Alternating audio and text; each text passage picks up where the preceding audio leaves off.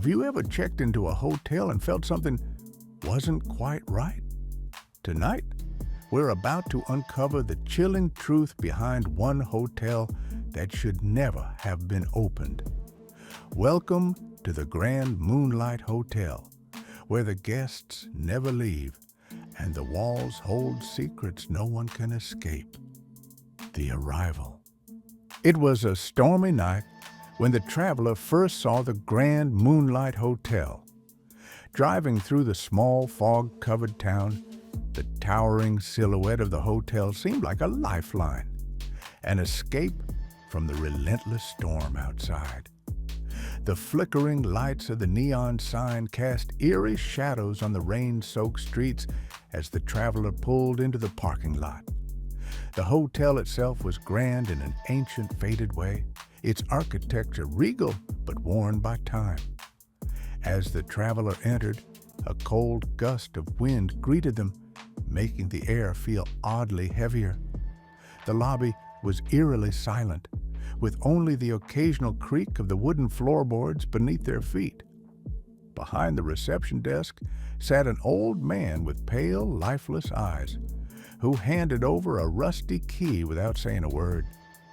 Something was unsettling about the place, but the storm outside left little choice. The hotel, though beautiful, felt like a trap waiting to be discovered. The room.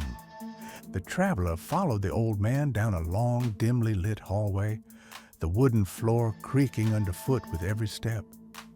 The walls were adorned with faded tapestries, their once vibrant colors now dull and worn. The hotel seemed stuck in time, its vintage charm hiding an air of decay. As they approached room 217, the door creaked open, revealing a room that looked as though it hadn't been touched in years. Dust settled on the furniture, and the curtains, tattered and thin, fluttered slightly from a draft. The bed, though neatly made, had a certain oppressive stillness to it, as if it had been waiting for someone, anyone, to lie in it. The air felt heavy, almost too still. It smelled faintly of mildew and old wood, a scent that clung to everything. The travelers set their bag down, trying to ignore the creep and unease settling over them.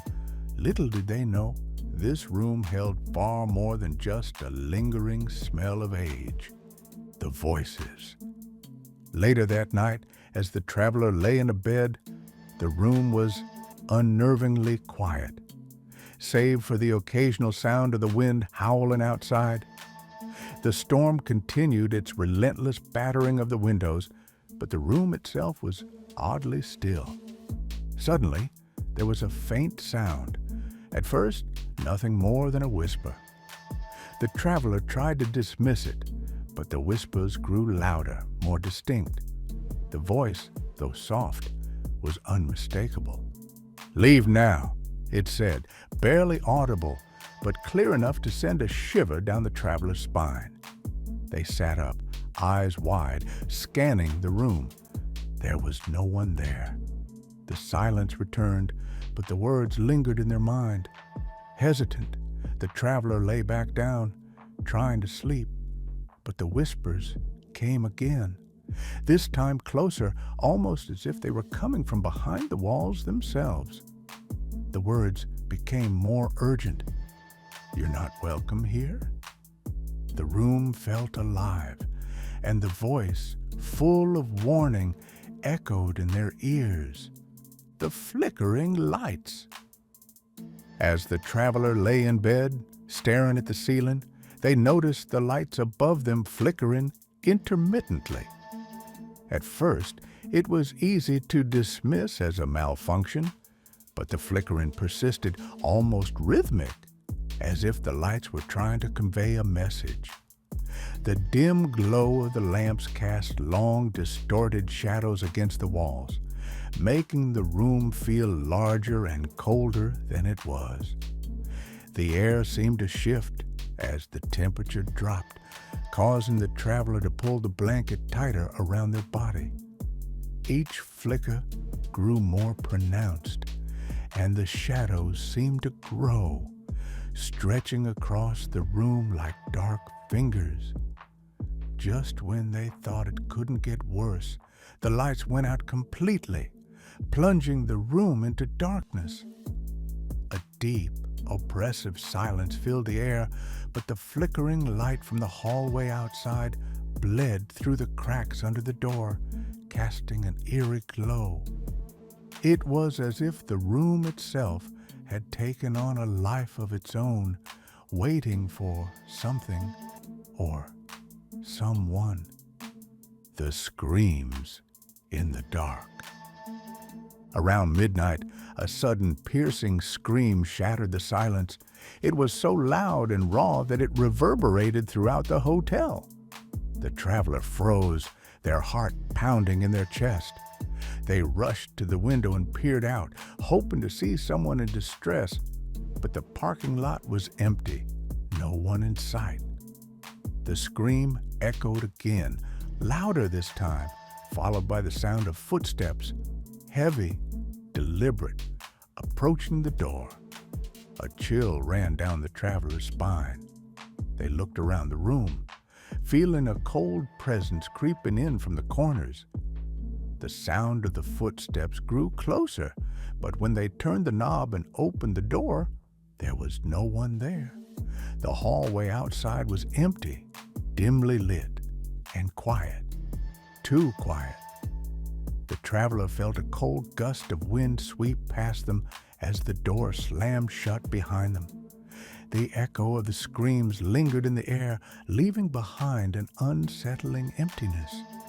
Something or someone was out there. The pilot's panic. The traveler's sense of unease grew with each passing moment, and soon they realized that there was something deeply wrong with the hotel. The voices, the flickering lights, and the strange atmosphere were just the beginning. As the night stretched on, the traveler decided to explore the hotel further, feeling a strange compulsion to uncover the truth. They moved toward the back corridors, which were dark and narrow. At the end of one hallway, they found a door marked "Staff Only," and it creaked open with a single push, the descent into madness. The hotel's grip on the traveler tightened with each passing minute. The walls seemed to close in around them as they roamed the hotel's winding halls. Each turn led to a new, more confusing corridor, none of them familiar. The walls themselves seemed to shift, as though the hotel was playing with their mind. The traveler's thoughts grew fragmented, their sense of time distorted. They could no longer remember how long they had been there, or whether it was day or night. The hotel was alive, shifting and bending to its will. In a state of confusion, the traveler began to see things.